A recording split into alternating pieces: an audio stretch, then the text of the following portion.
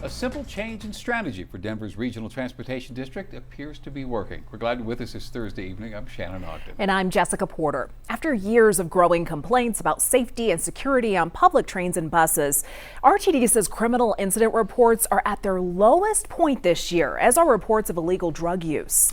Now, Denver 7's been tracking these issues for years now. In fact, just in 2023, Denver 7 Investigates went undercover to see the scope of the problem and found people just doing drugs right there in plain sight.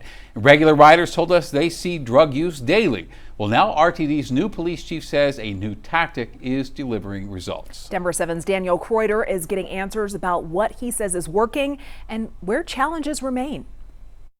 If you ride the light rail frequently, about 3 years. I ride it quite often. You might have noticed a few more people on board. There we go. Perfect, thank you. A lot of the security officers and the police officers were more on static posts.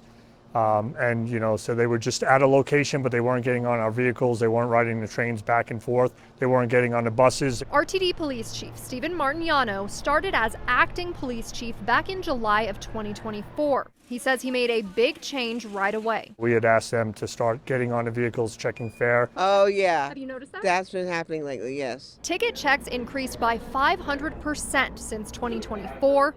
And with that, RTD claims safety got better too. With the officers being on the trains, they're highly visible, right? So they could, interject if there's any incidents happening. The agency reports security-related calls into RTD police are down about 33%, and reports of drug use are down between 50 to 70% monthly compared to last year. Since this was so effective, why do you think this wasn't kind of done before? Yeah, I can't explain why decisions were made before. I just know that when I took over, I took over as acting police chief in July. That's when I made the immediate change, and you could kind of see the 13-month decline from really last July to this August. Every month we continue to decrease, and I think a lot of that's just a high visibility. The chief acknowledges there's more work to be done. Right, we don't want to just make one plan and hope that works every single time. But hopes the increased officer presence on trains gives riders more peace of mind. You gotta listen to rules. In Denver, I really do like it, so I feel safe. I'm Danielle Kreuter,